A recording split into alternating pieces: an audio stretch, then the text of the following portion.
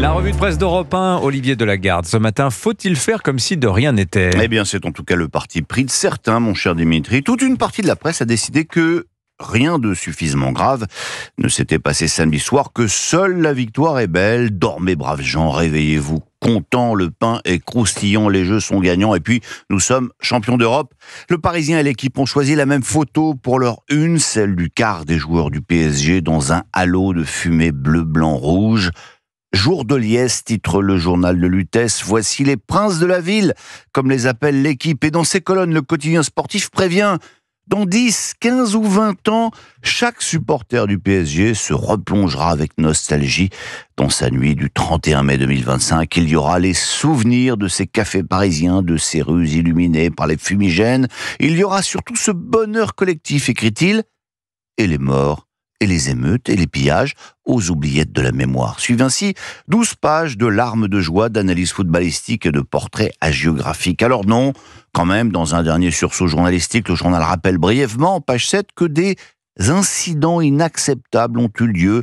2 morts en marge d'une nuit de folie, écrit l'équipe, mais sans certitude d'un lien direct avec les célébrations du sacre du PSG, poursuit le journal. Ben voyons.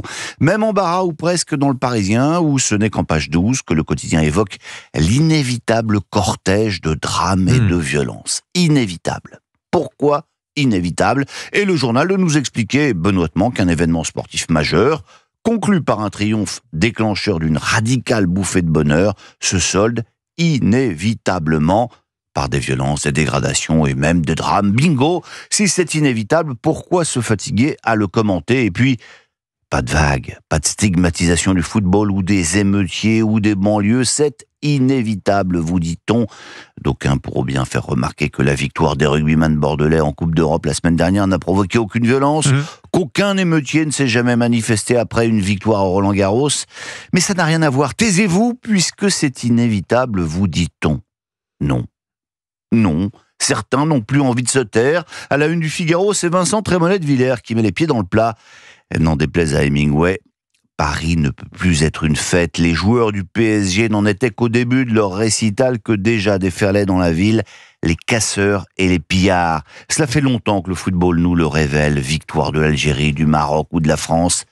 La question n'est plus sécuritaire, elle est culturelle, poursuit-il. Destruction gratuite, agression violente, slogan contre l'État, la police, Israël. Le face-à-face entre deux France prophétisé par Gérard Collomb se montre le soir de joie collective. Les esprits avaient même été préparés. Rappelle Cécile Cornudet des Échos. Le quartier de l'Étoile était bouclé. On avait vu les magasins des Champs-Élysées se barricader, comme si anticiper des exactions faisait partie du rituel du foot. Et dire que le préfet de police s'inquiétait surtout d'une conséquence d'une défaite du PSG. N'est-ce pas là une énième illustration du processus de décivilisation, s'interroge aussi Olivier Bacusa à la une de l'Opinion. Un déclin par lequel, à force de renoncement sur le régalien ou l'éducation, de régression culturelle, morale ou sociale, la société vacille sur ses fondements. Alors il y a donc les émeutiers et puis il y a ceux qui les soutiennent. Oui, un parti politique ayant pignon sur rue et groupe constitué à l'Assemblée nationale, avec une constance infaillible dans la honte, écrit Guillaume Tabar du Figaro. Les amis de Jean-Luc Mélenchon ont une nouvelle fois préféré s'en prendre aux responsables des forces de l'ordre plutôt qu'aux fauteurs de troubles.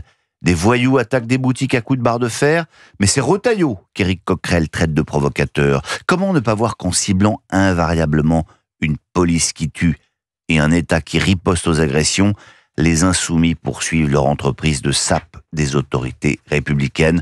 Combien de preuves faudra-t-il encore pour que des chantres de l'Union de la gauche aux naïfs du bloc central, certains cessent de construire avec eux un front républicain de Don Quichotte. Pendant ce temps-là, que fait l'Assemblée nationale, Olivier ? Eh bien, cela pourrait sembler être une plaisanterie, mais pas du tout. L'Assemblée s'écharpe pour savoir s'il ne serait pas opportun d'élever le capitaine Dreyfus au grade de général. Vous lirez cela dans l'Opinion, notamment. Ce n'est pas une blague. La société française traverse une crise politique, démocratique, sécuritaire, migratoire et financière hors norme, mais certains élus de la représentation nationale estiment qu'il est plutôt urgent de relancer l'affaire Dreyfus. Mais comment cela s'explique-t-il ? Écoutez, la réponse est peut-être en page 17 du Figaro ce matin. C'est un papier stupéfiant, sans mauvais jeu de mots, sur les ravages de l'alcool et de la drogue à l'Assemblée nationale. Vous avez bien entendu, à l'Assemblée, au sein des députés. Plus les combats politiques sont forts, plus on passe de temps à la buvette, reconnaît une parlementaire qui reconnaît chez elle et chez certains de ses collègues des problèmes d'alcoolisme, mais cela ne s'arrête pas à quelques verres de whisky au bien nommé Palais Bourbon. Une assistante parlementaire raconte: je vais dans des soirées où au bout de 5 minutes, un député peut te proposer de la drogue. Ces gens-là n'ont pas la notion du bien et du mal. Le sujet est tabou, explique Wally Bordas, mais même si elle ne concerne pas une majorité de députés, la consommation de produits stupéfiants est bien réelle, jurent certains. Ils ont un rythme de dingue, explique une conseillère sous couvert d'anonymat. Certains députés et attachés parlementaires sniffent dans leur bureau pour tenir physiquement. Voilà, c'est à l'Assemblée nationale que ça se passe, là même où sont votées des lois pour lutter contre les narcotrafiquants et où l'on s'interroge sur la possibilité de sanctionner aussi les consommateurs. Couvrez ce sein que je ne saurais voir, disait déjà le Tartuffe il y a 4 siècles. Par de pareils objets, les âmes sont blessées et cela fait venir de coupables pensées. La revue de presse d'Europe 1, Olivier Delagarde.